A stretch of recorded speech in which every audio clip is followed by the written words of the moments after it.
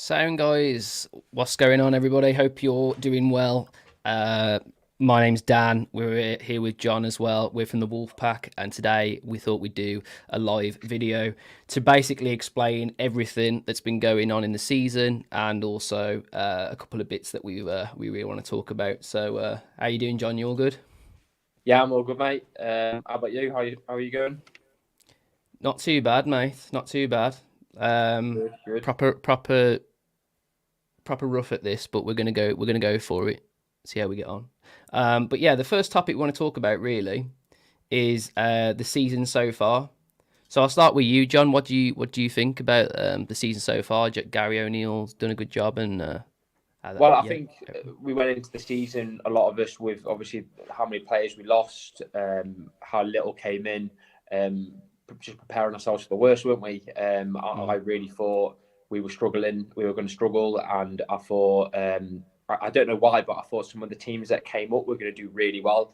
I think we yeah, looked at the Championship side, Burnley, and how well they were doing, and how bigged up the manager was, and I thought like Burnley are going to do well, and I couldn't see which teams were going to be struggling this season.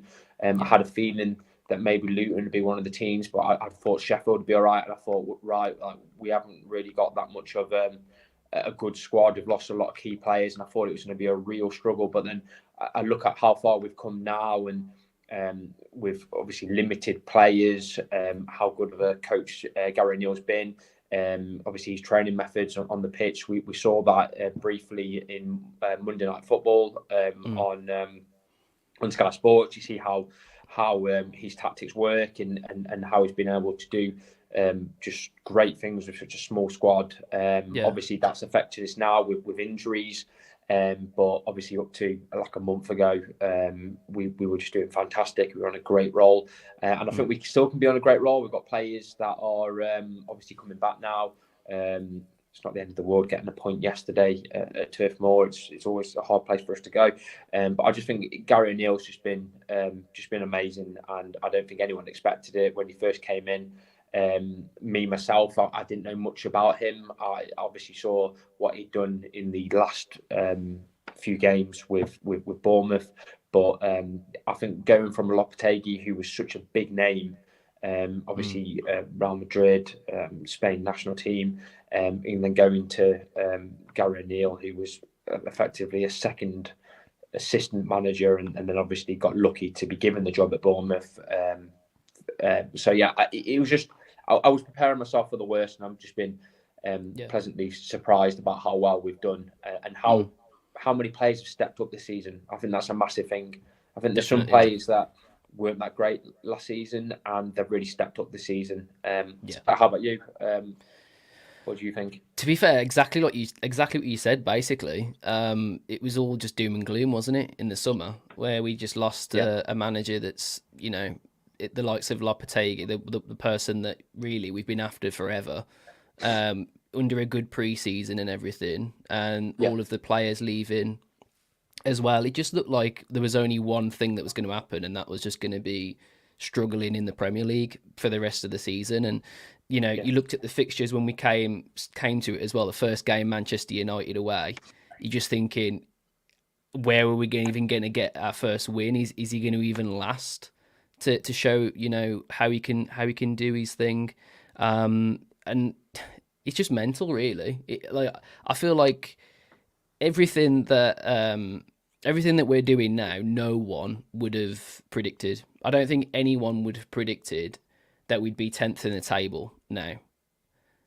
With like what 7 games to go, something like that. yeah. It's 6 it's games to go, is crazy. it? It's mind blowing. Really, everyone Mm, thought like this time last season, that this time in the season would be really struggling down the yeah, bottom. Um, but yeah, you're right. To be where we are, we're really lucky, aren't we? Really, especially when yeah, you think about how many players left in the summer. Some big names like Neves. Everyone thought we would be in massive trouble when we lost him, but as I say, players have stepped up and really shown quality. Like Hwang getting the number of goals he got, I don't think anyone predicted that. A lot of people predicted him maybe to get moved on in the summer. They didn't think he really had a great season last season, and for him to be our number one goal scorer, mm, and Cunha stepping up. But yeah, you're right. 10th, top 10 at the moment is an amazing achievement. He's basically improved every player, isn't he? Really, there's not a player that Yeah, you can think of that he's not really either improved or is started to improve. You know, you can see something in yeah, most of the players that we couldn't see before. So, but yeah, in terms of the season so far, obviously we've talked about Gary O'Neill. What about best players for you? What players have really stepped up and yeah. became your best players? Well, I think it's probably right for me to start on someone that's been so good for the last couple of weeks, and I know you call him it Nori, but me Mm. and some of my Wolves pals call him it Messi. Uh, but yeah, he's really stepped up, and you think about the problems he had behind the scenes with Lopetegui. I'm not quite sure exactly what happened, but Mm. Lopetegui wasn't in favour of him. There was rumours about him potentially going to get a move. It really looked like his career at Wolves was unfortunately coming to an end, maybe, or he was just going to be put on the bench for this season. And for him just to step up under Gary O'Neill, and it's crazy. I was speaking to a few friends a few weeks ago, and they were saying he's one of our most important players because when he's not on the pitch, we've just got the attack is just he's just weakened so much. Mm. He is a great wing back. He's great at Mm. getting forward, and he's really good defensively as well.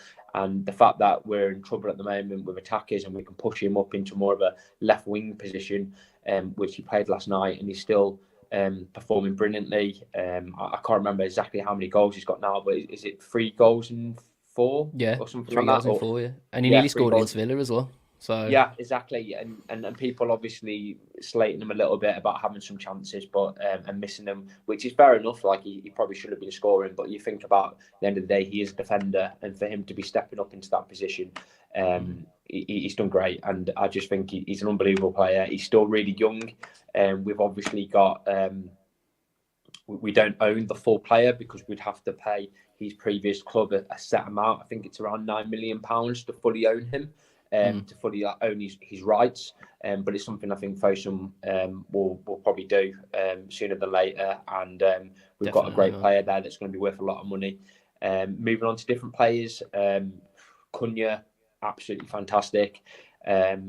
I still don't think he's a proper number 9, but I think he can play there if we're struggling. I think his Mm. best position is behind a player, like what we've seen with Hwang when we get possession. Hwang moves over from the left more into a striker position, and Cunha kind of goes behind him. Mm. He's like more like a Roman number 10, and I think he's been brilliant at that this season. And he's been able to score. We saw that at the start of the season against Man United. A lot of neutral fans saying Cunha's a great player, but obviously he needs to be shooting more and Yeah, getting stuff on target. And he wasn't doing that at the start of the season, but it's obvious that Gary's been working on him, coaching him, and he's been able to get some impressive figures. And we've seen how much we've missed him the last few games. And I mad. think he's really got a great attitude behind the scenes, and I think that's what a lot of people can forget that. And I think they're the kind of players that you need. Players that when you do have some bad moments, they're still got a smile on their face, still getting the Hundred percent. whole team moving. Hundred But I percent. won't say too Yeah. many. But I might add one more, and I think that's Mm. probably Lamina. I think everything that he's gone through with his dad and everything, he's still stepped up. He's been brilliant. He's just a real solid midfielder. And I think we've seen that the last couple of games, him going into that left winger position, and Mm. he's not been in that central role. Some teams have been able to cut through a bit easier, whereas when he goes back into that central role, he's brilliant. But Mm. how about you? Any others All that the maybe I all, missed? Or all the ones that you've said, and all for all the reasons. I'd also say like Joe Gomez, because obviously him being able to sit in there with Lamina has made yeah, that midfield just an. To be fair, when Doyle plays as well, yeah, you've basically got everything, haven't you, in that midfield? yeah, yeah, yeah, But yeah, I think he's done an amazing job, and that's shown because he got the Brazil call up as well, didn't he? So definitely a contender for some of the best players, and I completely agree with you. All of the ones you just said. Obviously Huang as well. yes, Um, I mean, before he got injured, he was scoring near enough every game, wasn't he? And at one point, he was Yeah, scoring every single time we had a game at Molineux. He'd put it in the back of the net. At one point, it was yeah. just He's one of mental. those players. He's always in the right place at the right time, and he's proper Yeah, striker instincts, isn't it? And yeah, we've been crying out for that kind of player for a long time. And yeah. he makes it look really easy, but at the Mm, end of the day, he's really intelligent runs, mm, being able to kind of predict where the ball might go, and just being in that position. So yeah, and that's the why he's got the numbers he's got. He's mm, just a great player, and yeah, another player that we've really missed. mm. Yeah, so just going to say, if anyone's watching live, we're over on Facebook. We're also on YouTube as well at the moment. We have also got an Instagram and Twitter page as well, of course. But if you're available, just you can comment below. You know, we'll put your comment below us, and we'll talk about whatever you've got to talk about as well. Get involved as much as you can. Really, we really want to get this YouTube page cooking now. Myself and John are doing our very best, and obviously all the other boys behind the scenes as well. So it would be really, really awesome if you guys could subscribe to the YouTube channel and start getting that, getting those numbers up, because we've got a really, really amazing community over on all of the different socials, and we just really want to mirror that over on YouTube as well. But yeah, I thought I'd just get that in there, John, before we carry on. Nice one, yeah. Um, but yeah, for our worst players, who do you think's not really played very well this season? Maybe disappointed you a little bit. Yeah.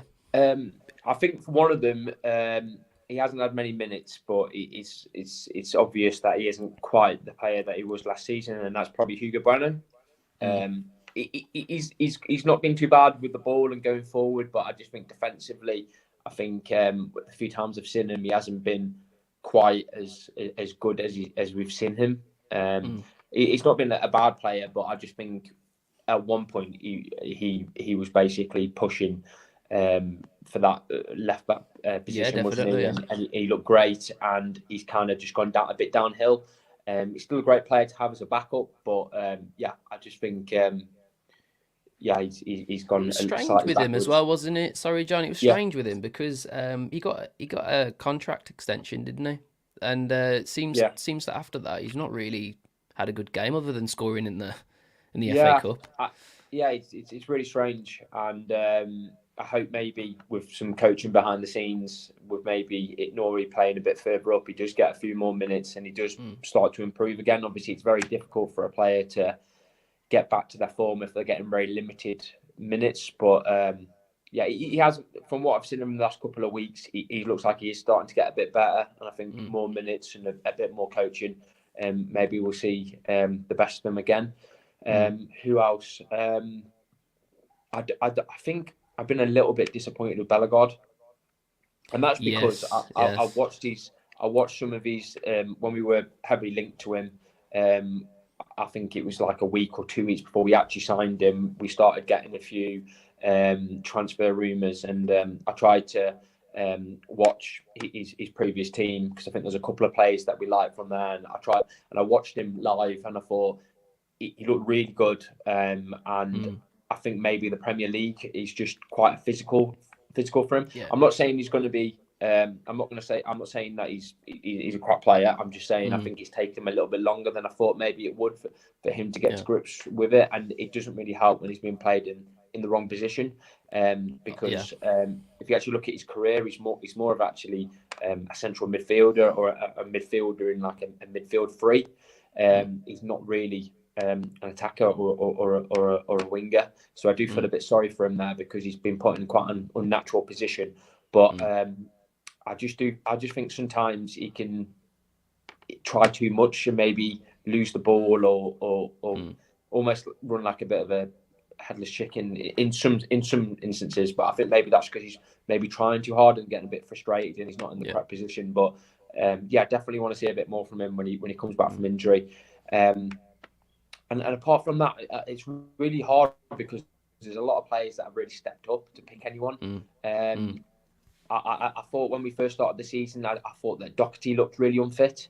But to be fair For to him, yeah. he's kind of he started to get a bit better now, and he hasn't been too bad. He hasn't been excellent. He hasn't been brilliant, but he's been okay. But I think yeah, when he came, I thought obviously being from Atletico Madrid and everything, I thought he would come like straight into the Premier League and be fine. But he did take a while to get used to the fitness and stuff. But yeah, it's really hard. There's not been that many players that have been terrible. Anyone you can think of to add to that? Well, up until yesterday, I thought Jose Sarr sometimes had games where he just like his distribution wasn't good enough, and sometimes Yeah. sometimes it wasn't really costing us in games, but you could just see that passing back to him was always a bit of one of those, hand in mouth moments pretty much Yeah. every time. But yesterday he had an absolute game of his life, so Yeah, long may he played that brilliantly. continue. Yeah. But like I say, his shot stopping is absolutely nothing wrong with his shot stopping Yeah. whatsoever.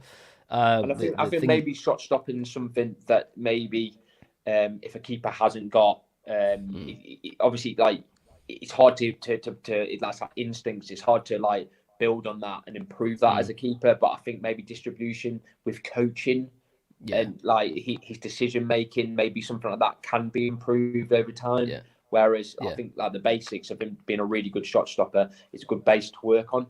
I know a lot of fans want him out, but for me, I would be looking at maybe putting Bentley as a third choice keeper and then bringing someone in that's a really good goalkeeper as a second keeper. That's someone that can really push for that first place. But I suppose we'll move on to that a bit more when we talk about transfers. But to be fair, John, I think to be fair, like we're harsh on Sarr, of course we are, but he's the best we've got, isn't he? So it's awkward when you're talking about someone who's, he's the best you've got. You can't really moan too much about him. But you just think maybe there's a better keeper out there that's just going to do that sweeper role a bit better. Yeah. And it's just one of them, innit? But to be fair, if I'm thinking about transfers like we're going to talk about at the end, I'm probably not looking at a goalkeeper anyway, just because of the financial fair play and everything. Yeah, definitely. So it's definitely not like one of the biggest areas for improvement, I don't think. Wayne says Santiago Bueno, shocking player, yet to see him challenge for a header, let alone win a header. Does he actually block or tackle? Yeah, to be honest, he was a player that did kind of spring to mind when we were talking about this. I just think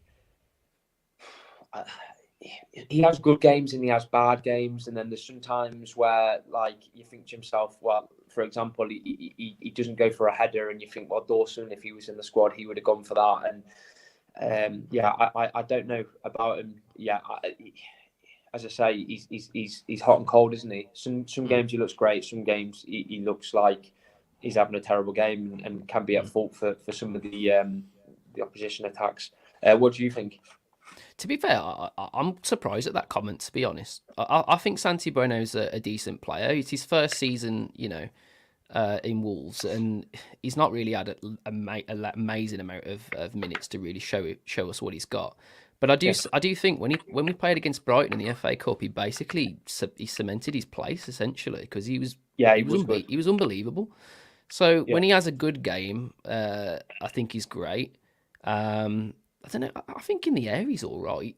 So I think you're right about him blocking though. I do think he. I think that about all our defenders though. I think we backpedal far too much and get ourselves in situations where really we should be closing down like at source. And I don't think there's enough players that do that. I think Joe Gomez is the only one who brings down a player or Lamina in the midfield. I don't think any of our defenders get really up in the faces before they've even they just backpedal and run backwards and panic. So that's but fair point. Thanks for the comment, Wayne.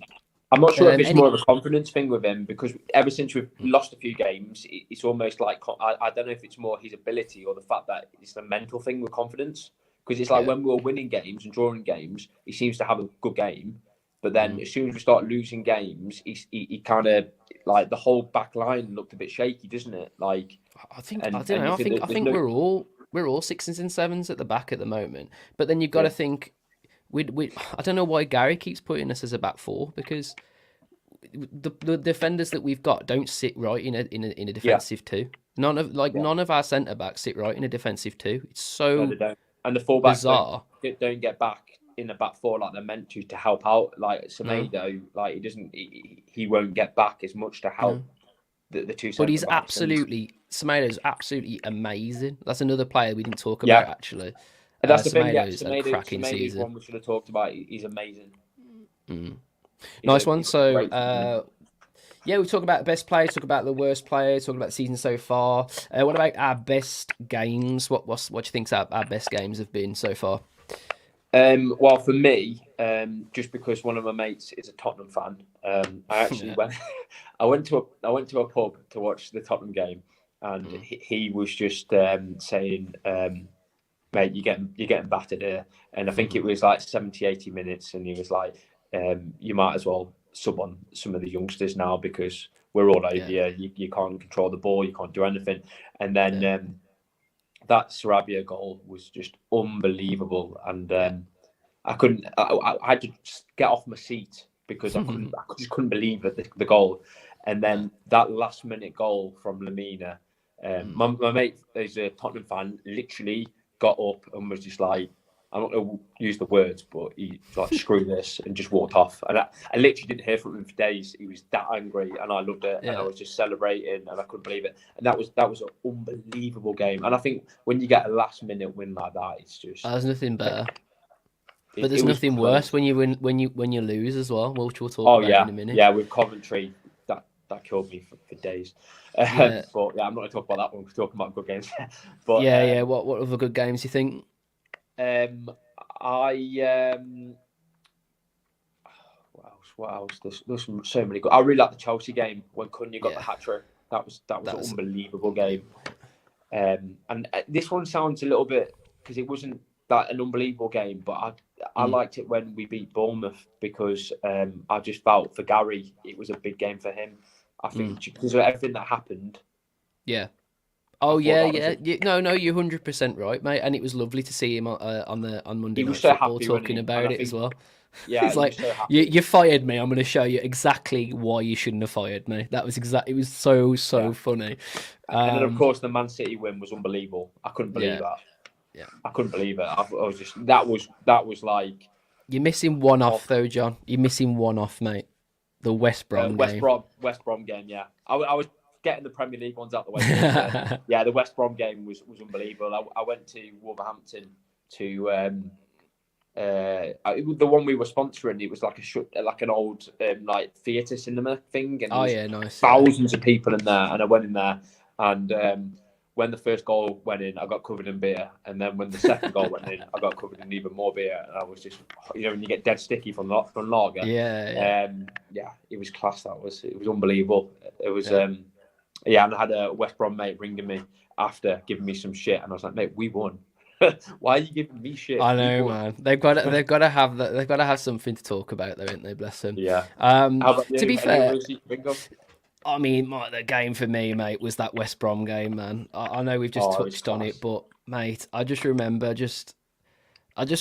it. It's just like one of the best things ever. There's like even the trouble. I know, like it's not nice to talk about the trouble. Obviously, I hope no one got really seriously hurt and what have you. But it just added to the game, didn't it? Do you know what I mean? Just added to the fact that what you thought this wasn't a derby, but we're going to remind you that it is. Do you know what I mean?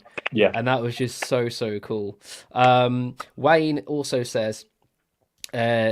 Everton at home was awesome. We were in control throughout the game, and they had a fair bit of form at the time. Yeah, yeah. No, that's true. That's true. Mm, That was a really good game. There's been some amazing ones, isn't there? yeah, And I'm just trying to think of any others I can think of off the top of my head. there's been some games where obviously we've looked really good, and not won. Do you know what I mean? That, Like the it's United easy to game, say, I thought yeah, the United game up to a certain point. I yeah, remember when we got that equaliser. It was in like the 91st minute of mm, the equaliser. I was yeah. in that game, and then that last minute goal went in. But to be honest, I could take the goal because it was just such a nice goal, and it was what's his name, wasn't it? That Kobe Maynard. Kobe Like, I Mano, could, yeah. I don't know why I took that loss really well because I was like, it's fair Mate, play, it's classic. I remember seeing Pedro Neto's goal go in, and I was absolutely ecstatic. I literally went three rows in front of myself, trying to celebrate with all of these people, and it was unbelievable because we were so bad in that first half, and to finally equalise, and then just that last goal. Why is it always us, man? I know. It's so Wolves, isn't it? It's so Yeah, Wolves. You just know it's gonna happen every time, and yeah. But we'll talk about that in a minute because we're spoiling it. We're spoiling it, is that? But yeah, yeah, Steve said we've nothing. This is not related to what we're talking about, but I'm going to say it anyway. We've nothing to threaten teams up front. The opposition feels that they can really press our defence. That's why they look shaky. yeah, 100%, 100%.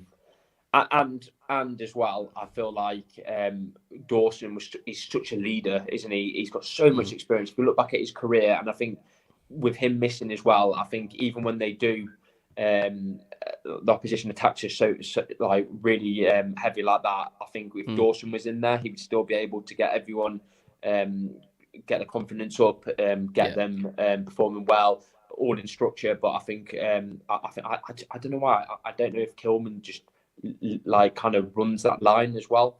Mm. But yeah, he is right that they just know that they can. We saw yesterday, even Burnley, a team Mm. so low in the table, just attacking so Well, much and trying Coventry to did the same control. thing. Is what Coventry sorry? did the same thing.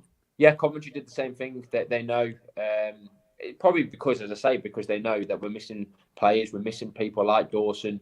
We're playing certain midfielders, not Mm. in Burnley game, but in the last game out of position. So yeah, that they just know it's a good time to try and attack, and really we should be countering that, taking the ball off them, and doing what we do best. But we just didn't have the personnel, the players to do that. Obviously, Yeah. Neto gets the ball. He used to travel all the way up the pitch. Same with Bellegarde. Same with Hwang and Cunha. And obviously, we haven't been able to have that that movement with the ball. We remember how good some of the runs used to be. He used to pick it up Oh in yeah. their own half and run all the way up into the box. So Talking yeah, about that, Steve. I honestly, I'm going to bring it up again, actually, just so we know what we're talking about. Talking about that comment. That's a really good comment, by the way. Thanks for mentioning it. I just think that when Cunha went off against Brentford when he was injured, yeah, it just feels like that was like Gary O'Neill's like one player that he plays the team around. Do you know what I yeah, mean? yeah, yeah, When we don't have player Cunha, when we didn't play Cunha for those rest of those games after that game, yeah, we were shocking. And it's yeah. just You so were. weird how one player can make such a difference. But because of the way that Cunha plays, there isn't anyone else like that in our team. No, there isn't. So He's a proper ball carrier, and and yeah, and and to have that in a player that's a striker or as a 10 is so unique. Do you know what I mm, mean? Just grab the ball wherever you want and basically run it so many yards up the pitch, mm. and bring the whole team up the pitch with you. He's a great player, and yeah, you're right. He's left a massive hole in the squad. Mm. But as I say, him coming back now, hopefully a few more minutes in the next game. I don't know if he'll Mm. have enough minutes to start, maybe the first half, but I think Gary said that he looked really good when he came off. He was training straight after, so yeah. So can't be that bad. hopefully, I thought saw the Mm. comments about it, which I thought was really good. Before the Burnley game, apparently he was ringing Gary, wasn't he, or Yeah, something, or texting him early in saying, the "Come on, morning, I'm mate. ready. Yeah, Yeah, I'm ready. love Come on." that. Yeah, What players have we had that have been like that keen to play for Wolves for? I don't even remember. definitely not Guedes and Catrone, And Mateus Nunes as and well. Mateus Nunes. But yeah, as I say, we've made mistakes as a club with some of the players, but we've brought in some really good personalities. Mm. And do you know what? I think one of the biggest personalities, and probably reflected on some of the players, was Diego Costa. When he came in, Yeah, Cunha and everything, everyone kind of stepped. I don't know if maybe he's left a bit of a mark because he was yeah, always laughing 100%. and joking, and Cunha's now that kind of person, and Yeah. Neto. So I don't know if he's left his mark or something, but you still see him comment now on Instagram, and he's still kind Mm. of like one of the boys. Yeah, some big characters have joined, and I think I that's the agree, mate. reason why. we're not bottom of the table and we're And I 10th think because that's why we kept, is it Dan Bentley, was it, that we gave an yeah, extra contract to? I think yeah, players like that people don't realise the what goes yeah, on behind the scenes. You need yeah, players that can really just, yeah, just bring out the best of you when yeah. things aren't going, well. And while we're on that subject, I know I've talked about this every video that I've done on the Wolfpack, but I need to talk about it. What do you think about Kilman as captain? I know it's not part Um, of what we've been talking about, but I just want to put it out there. Obviously, it's very difficult to say. I can give my opinion on it, but you don't really know exactly what he's like behind closed doors or in Yeah. the dressing room. So I could be saying something and it could be completely opposite. But Mm. I think I would kind of like someone that's a bit more louder, a bit more controlling, someone you can almost hear in the stands. Like, do you remember Cody? You could hear him telling people where to be, Literally, yeah. Yeah. speaking to the youngsters. And you don't really hear that with Kilman, which is a little bit disappointing. For me, I would probably like. I'd like Lamina to be captain. I think Lamina would be a great captain. Yeah. And I know people obviously mentioned Dawson being captain. I think it's a really good shout. I think he's got a lot of experience. So it's probably a good idea. But I think Lamina would make a really good captain. I'm thinking who else? Like, Do I you think think Kilman got captain as like a clause deal to stay at Wolves? maybe, and the fact that he's English, the fact that he's maturing a bit with his age. Is he 26, 27 now? Oh. And I don't know why, but I've got a feeling that maybe they did that with the fact that if he's captain and he's English, Southgate might have a bit, because he was having a look at him before he was captain. Oh yeah, he was And really close he actually. nearly got called up, and I was thinking, well, if we make him captain in English, I wouldn't, and he's an English guy, I wonder if that's going to be enough now to. I don't know if it was more like to increase his market value and get him in the England squad, but that didn't work either, did it? But No.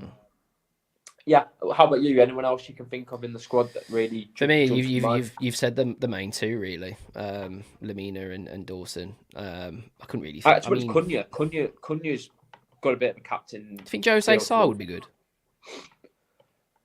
I don't know, because Because I he don't know. talked to the South Bank the other day. I can't Yeah, remember what match it was, but I caught it on camera, and he started talking to the South Bank, and he was like yeah, literally saying like, you need to back us up more. You need to start yeah, singing more because Lamina went down, yeah, and he basically was just saying, you need to sing his yeah, yeah. praises to get him, Yeah, up and running good again. point. Good point. Yeah, I don't know.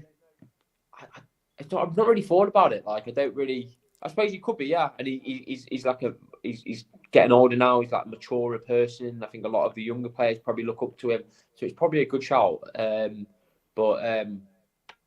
I think for me, maybe Lamina first, then maybe Cunha, and then maybe Saw, maybe further down the line. But I think I don't know why. I just think Lamina would be a great captain. Claire says the Wolves women are winning. That's a hard sentence. Wolves women winning 4-0 against Stourbridge Glass Girls. Come on, Yeah, that's it's class. a good result. Yeah, they're flying it. The women, they're That's really good. class. Nice one, I Claire. haven't Thanks had for that. much chance to watch them, but I do see the results quite a lot, and they've been brilliant. And Gary says, not Gary O'Neill, by the way. Sorry, Gary Gary, Wassell I says, pissed him off with the comment. he says, no for me at all. Cunha all day. I think he's talking about maybe captain, Yeah, or probably. Yeah, maybe he's talking about the I fact that think. Did you see that big post that Cunha did about? I think it was like an apology post after Coventry. I think yeah, that fans really like that, and fans thought it was him stepping yeah. up and almost being like a captain. So, and the fact that Kilman didn't put too much. So I can understand that, and he's a great personality, isn't he? He really gets. I think if He's he went lovely. into a He's a room full lovely of guy. like depressed people, he could cheer everyone up. He's that kind of guy. He's got like an infectious personality, and I think that's what you need as a captain, don't you? Bring everyone up, even when you're losing. So, yeah, he's who's vice captain, by the way? Is it Sarabia? Sarabia, Yeah, I thought it was Sarabia, which is kind which of is a strange. bit Like, weird. yeah, that is strange. Yeah, Because maybe. things have come out about him recently. I don't know how true they are about the fact that he's not really liking playing with kids, like with them playing up front. Yeah.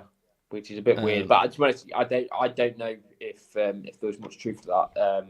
But I suppose it does make sense, though, I will say, because I don't know if anyone was watching a totally legal stream of the game the other day, by the way, but they were in the tunnel, and it looked like he was having a little bit of a convo with Chiome, and I think it was maybe Saar that pushed him away. It looked a bit weird. So there could be truth to it, could be not. Just putting it out there, yeah, just in case. But yeah, it's all rumours at the end of the day. But yeah, at definitely. the same time, you do see it a bit on the pitch because Sarabia Yeah, doesn't pass the ball very much to the youngsters, does he? he's been weird. He's been weird the last few weeks. He's been absolutely quality since about November. Since the Tottenham game, he's been quality, and then last few games not been quite himself. And to be honest, I'm going to let him off because he hasn't got a massive amount of talent next to him, and I think No. it's really. I think he thrives with the people around him. I can completely understand like both sides Yeah, basically. yeah. Like I can sometimes understand you've got both to kind sides. of sometimes you've got to reel it in, take it on the chin and just deal with the roll with the Yeah, punches. But other times maybe yeah, you've got to sort of think, you know what, it's yeah, not on really. I need to say something. yeah. But I yeah, think the fact that Hwang and Cunha aren't that far away now, obviously, this will all be put to bed basically in the next couple yeah. of games because I think pretty much by Forest we'll have both of them pretty much back. Maybe not starting, but we'll be in a lot better position. We went And off. Sarabia won't have to worry too much. We went off tangent a little bit, but I'll allow it. It's our first Yeah. live stream together, mate. What about for you? Worst games? I know which one that really just. Yeah, I thought the Sheffield game was a massive. I hated losing against Villa, but the Sheffield game killed me when they had that yeah. last minute dodgy penalty. Was it Oh McBurney that yes, took it? yeah. When we played them at home, Yeah. was in it? That killed me. And then also the first game against Manchester United, because we played so well. I thought Yeah. we were amazing. I thought, wow, we're moving the ball amazing. We were carrying the ball. What Casemiro was 60, 70 million pound player. Gomez had him literally The whole game. The whole game had him. He was gone, and we were running rings around the midfield. We were carrying the ball so far. Cunha, as I say, had a few chances, which he probably would have scored by like if it was mid-season because he's been improved so much. But we had so many chances, and then we didn't put them to bed. And then that last minute crappy goal, poor defending. I think it was a Varane header. That killed me because we played so well. And I think as well, the game just after against Brighton, that was I can't remember exactly what the scoreline was. I think it was 4-1 or 5-1. 4-1. Yeah, Hwang got a last minute goal, but that was a killer. And the West Ham game, which doesn't sound good because we're playing them on the weekend, but that West Ham game, we got a good slapping, didn't we? It was a weird one, really. That wasn't it? Because Yeah. it was for the first time. I think Gary O'Neill really didn't have any answers at all to that Yeah. West Ham game. But yeah, we'll How talk you about then? West Ham. Yeah. Yeah, for me, obviously, like Coventry was just awful for me because I was talking I wasn't games able there. to. I keep on reverting to Premier League games here. Yeah, not good. I wasn't able to go to the Coventry game. I took my missus to watch the Phantom of the Opera in London and stuff, and I remember watching like a little bit just before it started, and it was 1-0 to them, and I thought, yeah, you know what, it is what it is. Do you know what I mean? They look up for this. I then looked at my phone as we got into the lobby, and it was 2-1, and I've never ever like been so happy because I was completely unaware as to what was happening, and all of a sudden we're winning 2-1. We're going to Wembley. I'm thinking I'm already in London, like, you know what I mean? I might just book a room. I'm loving life, absolutely loving life. And then I sit down, just the show's just about to start, curtains up. Look at my phone, look at my watch, and it's 3-2, man. Yeah. And like literally, I was literally the whole time I just couldn't get my head around what the hell had happened.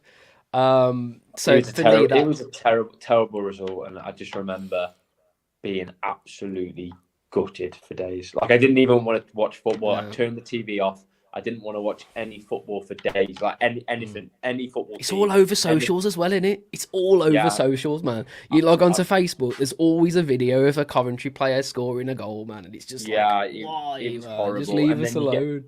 And then you get your anyone that you know that's a West Brom fan, they're messaging you, giving you some crap, and Villa fans are Oh giving you god. some crap.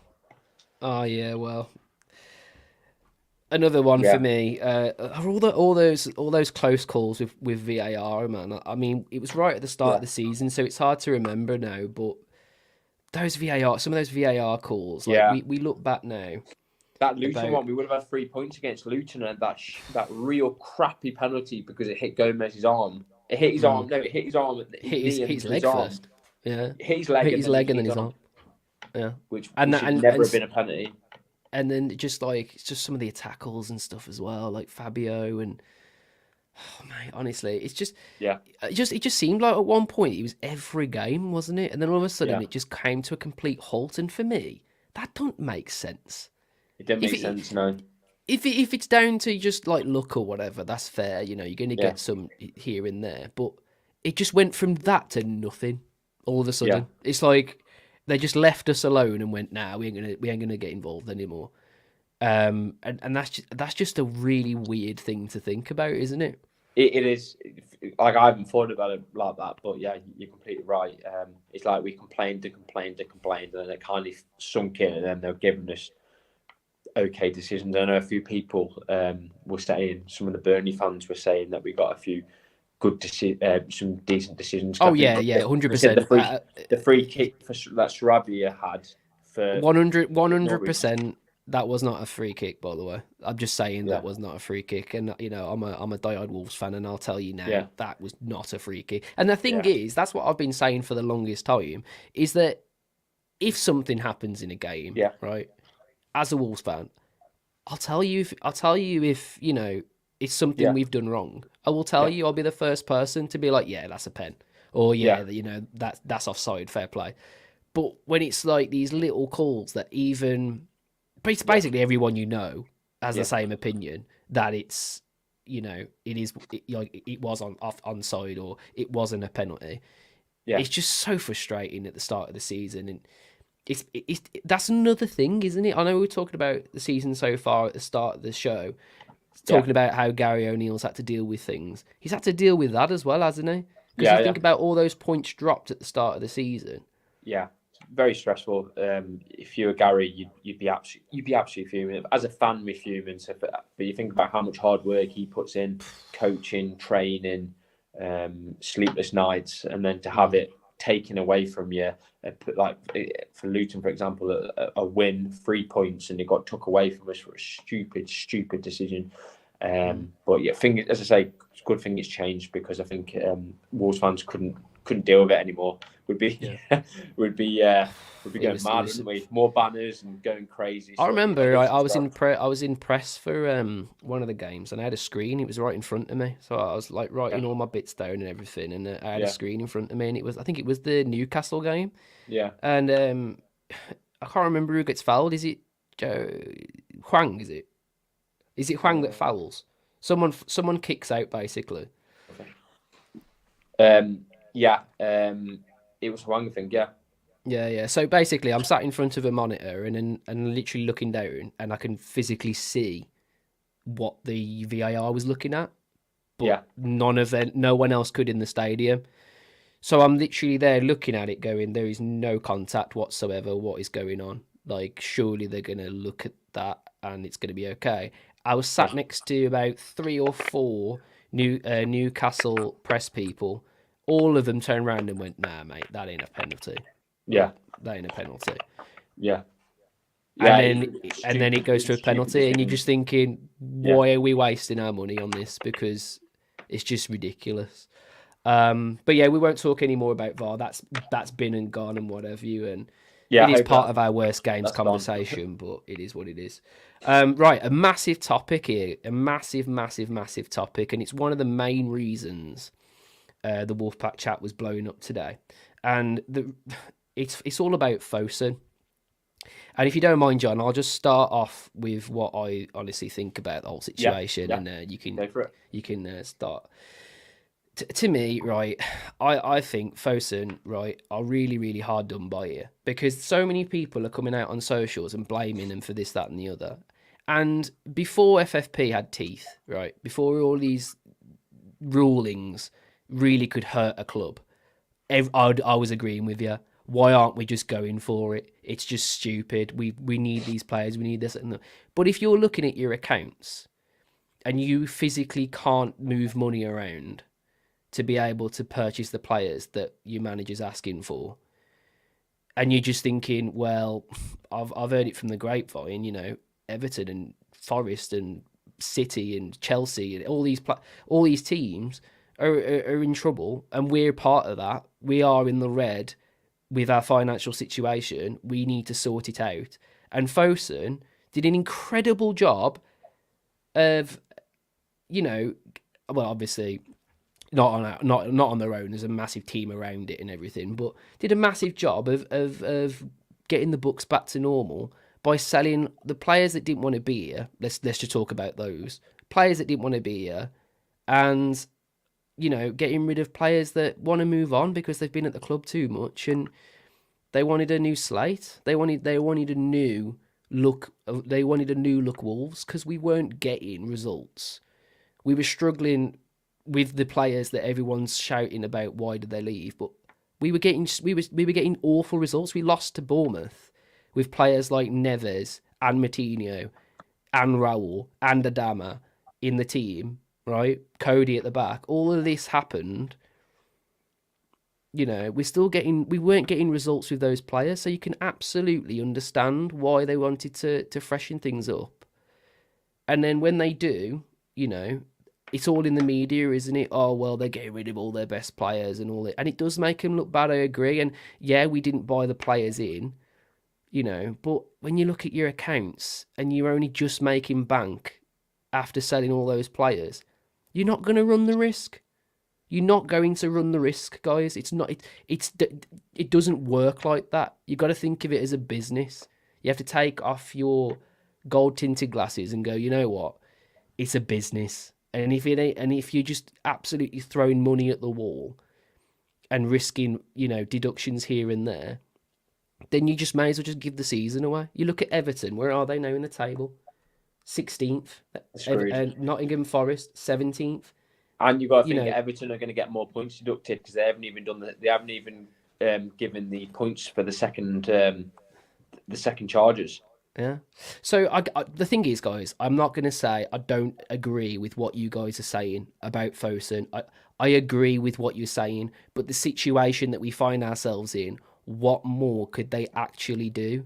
And if you're talking about the Sasha and the Fabio situation, it's a little bit out of their hands at that point. It's more Gary's kind of fault for getting rid of those. But at the same time, why wouldn't you? They weren't getting game time. When they were getting game time, they weren't good enough.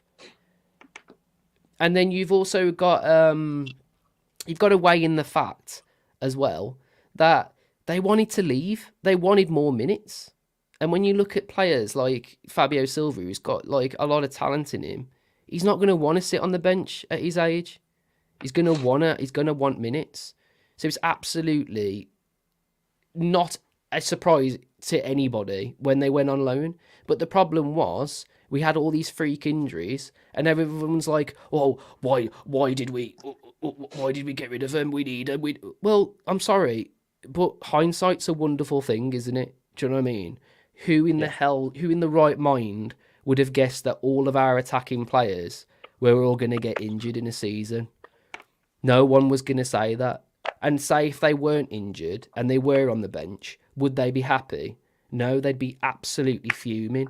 And you'd have a crap dressing room scenario every single time, every game. You'd go, well, why am I not playing, boss? You bought me for 35 million. Why am I not playing? You know what I mean? And then you look at Sasha and he's made of twiglets, isn't he? Do you know what I mean? He's gone. He's already injured again. So what was he going to do? Not a lot. And then you look at people are saying, like, get back, players that, like, Guedes and Podence and everything, but they don't want to be at the club. We've already been talking about Cunha and about the fact that he wants to be at the club, What's this? Sorry. Steve Steve saying Nunes too. Exactly that, Steve. Mateus Nunes, yeah, made himself look like a right idiot, didn't he? Because he was like, oh, you know what? I don't want to be at Wolves. I'm better than Wolves. So I'm gonna say, well, if you're not gonna let me go, then I'm gonna, cause a big fuss. I don't care about the fine or whatever. Just get me to City. And yeah, he got what he wanted, but he's on the bench every game. So sometimes you've got to look at hindsight from both ways. Because hindsight for Nunes, he's probably thinking, should I have left when I did? Because I'd probably get in that team if what's his name, Lamina and Joe Gomez have a bad game or they're not playing. He probably still gets in the team somewhere. So it's one of them. Like you've got to really think logically about Fosun, because I know Gary's come out recently and he's really frustrated, and I've actually got the article actually, so I'll quickly show you. So where is it?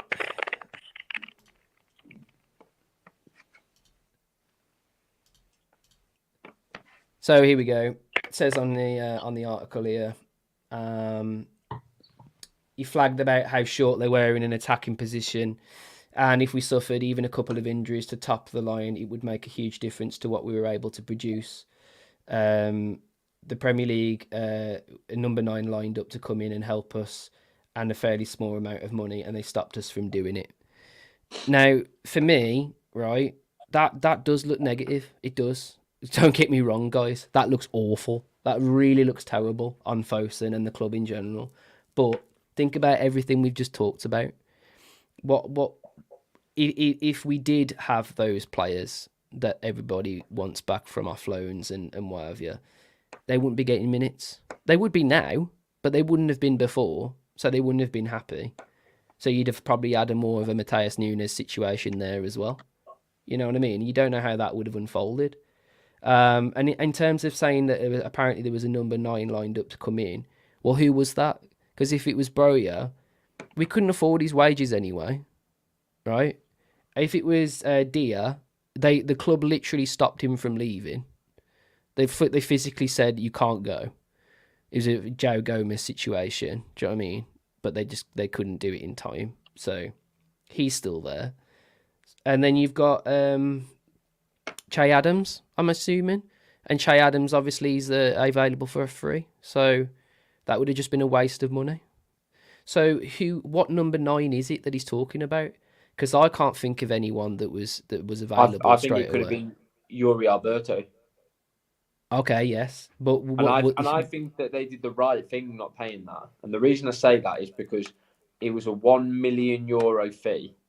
And if they paid that agent fee, every other transfer we do in the future with South American players, their agents will know that and they'll be like, right, Wolves are a sucker and they will pay extortionate agent fees. So we go for another Joe Gomez, that kind of player, in a year's yeah, time, and we go in for him, the agent will be like, "Oh, that's Wolves. They're a pushover.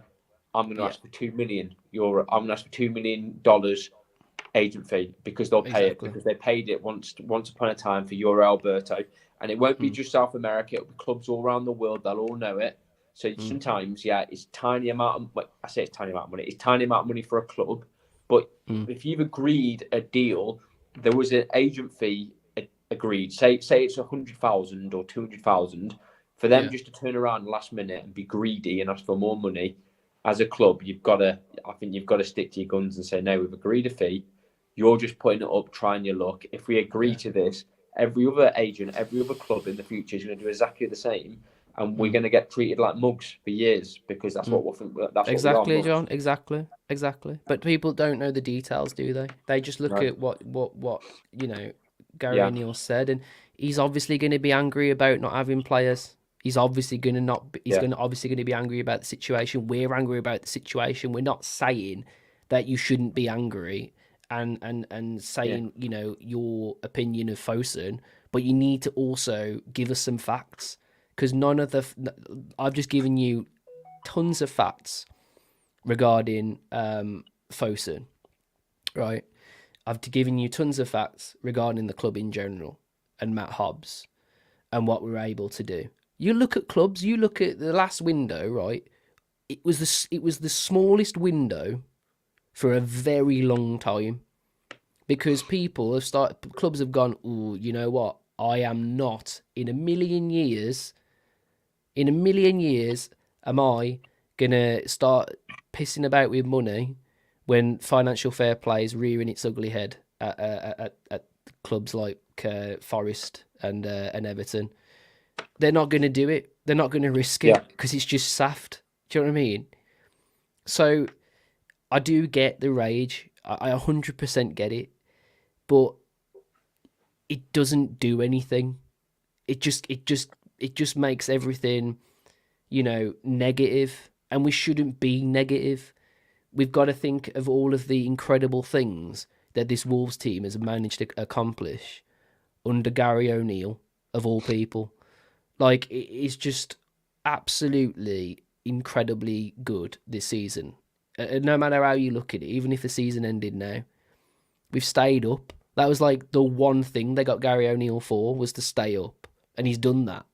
Do you know what I mean? And then you look, another thing as well. Sorry, John. yeah, Our scoring record has been broken, and we couldn't score for fun before. We couldn't score in training, probably. And now we were essentially scoring every game at one point before all the striker situation happened. And it's just like, yeah, everyone's gonna get injuries. Everybody has got injuries. Do you know what I mean? Name a club that hasn't got injuries, and name a club that isn't after a striker. Every club's after a striker. It's the one position that is the hardest to fill, in it. Even Raul Jimenez, when he came in, no one was going, oh my God, Raul Jimenez is going to be the best signing ever. Can't believe we've got Raul Jimenez. It just so happens he fit into Nuno's system, and he used to just score goals for fun. But yeah, Steve said Cody, Raul, Adama all left and hardly even now play for their clubs, which is completely true. This is what I was trying to say. Paul said in the next 10 years we'll see any new stands built if Fosun stay. Now that's a completely different scenario altogether. If Fosun aren't going to put their money in other places, then fair enough, I'm wrong. And you know what? We probably do need new ownership. But if you're only talking from a footballing side of things and a transfer side of things, I don't actually think they're that bad at all. If anything, you look at Forest, their owners are awful. They are absolutely awful. They were already in debt, and they thought, oh, you know what we'll do? We'll buy a load of players for 200 million and leave ourselves in even more crap. You wouldn't want that, would you? Do you know what I mean? yeah, If only for 4 points. If it's only 4 points for breaking FFP, maybe it's worth doing. Steve, no, it's not, because what happens is you get under a certain profiling. Then it's like Man City. Where do you think 115 charges have come from? They didn't just start at 115. They've been building, and the more and more and more they build, the worse the repercussions. We haven't even seen what that even means for Man City yet. That could ruin that club. That could absolutely ruin that club. And we haven't even seen the likes of that yet. So saying, well, it's worth doing, it's not though, is it? It's really not. Because, like, another thing, it might be 4 points for one team. It could have been loads for us. Because we were in a lot of debt, man. We were in a lot of trouble. We'd bought players and made absolutely nothing off them. Like, literally nothing from them. They've gone for free, some of them. So, no, it's not worth it, in my opinion. Anyway, I've talked enough about Fosun. Do you want to take over, John? And I'll have a drink. Cheers, mate. So yeah, I was just going to say, I read an article, and it wasn't about Wolves; it was about the whole Premier League, and it was about FFP. And this was just after Nottingham Forest had their points announced, and they mentioned Nottingham Forest and mentioned Everton, and then they did briefly talk about Wolves, and they said that Wolves were 2 point. They were the closest team to getting breached out of all the rest of the Premier League clubs. and we were £2.7 million away from breaching, which is tiny amount of money. Do you know what I mean? That's the amount of money you'd pay for a loan fee on one striker. Well, Broja Yeah. was actually even more than that. Broja was actually £4 million loan fee, which actually Fulham are actually going to have to pay that £4 million, and he's been crap, and he's been useless, and he's been sat on the bench. This So I'm is what really I'm glad we trying to didn't do that say. one. This is what I'm So trying to say. you've got to be careful, and I am. I do. You can look at it and think, oh, there has been players that some clubs have got and they've done well. Like for example, I think that Fafana was pretty good last night for Burnley. Like he's not been terrible. I think maybe he could have done well. I thought Brayton Diaz, whilst we were doing a deal to get Mascara there on loan, maybe we could have brought him over. But then you look at him, you look at Fafana, didn't really do that well before they went on loan. Like I think Diaz got 0 goals. So why Yeah. would they bring someone in that? So yeah, he's doing well now, but he wasn't doing well when they loaned him in. So and also there is such a better market in the summer. You're going to get such better players. They probably know that they can get Che Adams on a free. And I know everyone says, "Oh, it's just rumours," but there's a really good journalist for the Telegraph who works closely with John Percy that said that we are leading the line to get Che Adams. He's a really good journalist, and you can believe it because we've been trying to get him before. I think we put an offer in the back end of the summer transfer window, so you can see it happening. And if they know, look, we can get a free striker in the summer. And remember, at that time, everyone was fit. Cunha was fit. It didn't look like he was. Yeah, he has got injured, but everyone was fit. We were scoring loads of goals. We were breaking records for the amount of goals. And they did try and get someone in. They got done over last minute with the Yuri Alberto deal. Chelsea were asking loads of money. Hugo, I can't even pronounce his name, Ikitake, whatever his name is, Yeah. he went to Frankfurt. He's been crap. We would have done everything to get him. We would have paid We would have paid a massive loan fee, probably risked breaching, and he's been crap at Frankfurt. He's got 0. I think he's got either 0 goals or maybe 1 goal since he joined in January. And we were going to go crazy for a player like that. You probably want to give Nathan Fraser a start over him. Literally, So it's one of them. But I'm not going to go. I think we've covered it quite well now. But yeah, I think for me, it is frustrating because obviously we'd have been in a better position if we had a striker. But the fact that Cunha's now come on and had a few minutes against Burnley, we didn't lose that. We got a point. We're moving on to the next game. We've been told there's a chance Hwang is going to be there. Hopefully, we're getting into a better position now where we don't have to worry too much about the failings of the January transfer window, because I think when Cunha and Hwang's back, everyone will kind of forget that and think, well, we're going to get better value in the summer now. We're going to get a striker in that we can have at the club for years, whereas in January, we probably would have done a panic buy or got someone in for loan. And do you know what I mean? I think in the summer, we can get some really good business done because there's some great players. There's some great players coming on a free. As I say, there's Adams, there's Iheanacho at Leicester, there's even I'd have people loved like Iheanacho. Josh Brownhill at Burnley. Like, not a big name, but he's been doing pretty well. He's been a captain there at Burnley. Can you imagine getting him on a free? And there's just a lot of players that are going to be available, and you're going to get a much better deal. January is a terrible time to do business. Yeah, I just think that people just need to chill with Fosun, to be fair, because I'd completely understand if we were in an absolute awful place in the table, but we're not. We're 10th. I think they paid like £130 million during COVID to clear all our debts.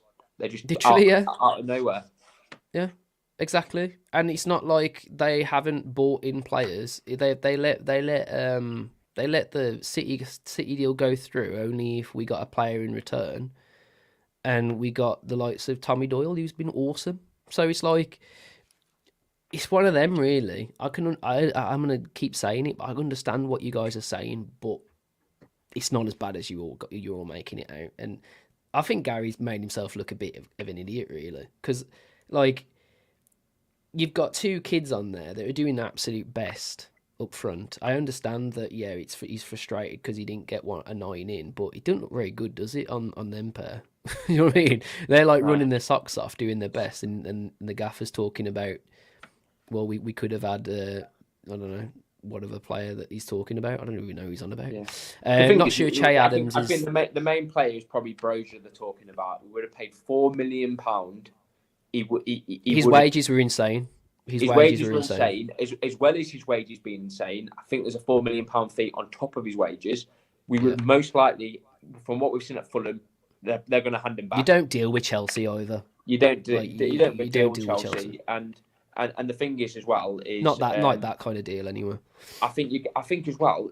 I think the repercussions of that. I think if you pay £4 million loan fee, come the summer, if we want to loan someone else, they'll be like, well, we're going to up the loan fee because it's Wolves because they spent they're idiots and they spent £4 million plus wages on Brozier, so they've got the money to do it and they'll probably do it. So yeah, we were going to loan this player to another club for a couple of million, but we'll match Chelsea. We'll say we want 4 million because it's Wolves and they'll pay it. Do you know what I mean? You'll have repercussions. Yeah, it's daft. And it would have been crap anyway, like he's at Fulham. Yeah, Steve says not sure that Che Adams is the answer to our prayers, but if he's free, he's one of them, innit? Yeah. Like, well, I don't know when we go on to transfers because I think it'll be a good time to maybe discuss. Yeah, good point. I'm actually going to look now. Actually, I think transfer. Oh yeah, okay. So we're going to talk about the upcoming game, which is of course the game against West Ham. Let's have a look. So it's at home, which is great. We haven't been at home for a while. I think, we probably had better luck at home than we have had away this season for sure. And I'm sure that, the Molineu's going to make a massive amount of noise and get involved as much as we can. There's rumours that obviously Huang might be back. There's even rumours apparently that Craig Dawson might even be back, which is pretty cool. Doubt either of them will start. And I don't even know if Cunha will start. What do you think, John? Do you think Cunha will start? In the press conference, did he say that the medical staff said that Cunha had 20 or 30 minutes? I can't remember what exactly said. 30 minutes. I think he said 20. Did you say 30? 30. Yeah, if he's got 30 in him, and he said that he'd look really good after, and you'd think that maybe he'd have 45 minutes, and maybe if he's got 45 minutes in him, if he has a 15-minute half-time break. Does he get like an extra few minutes? I don't know if maybe, or maybe we just play. I think maybe there's enough just to play in first half. Well, he was running cones after apparently. So if you're gonna do that sort of thing after, then you're obviously in a good place, aren't you? Yeah, I don't think even Neto did that.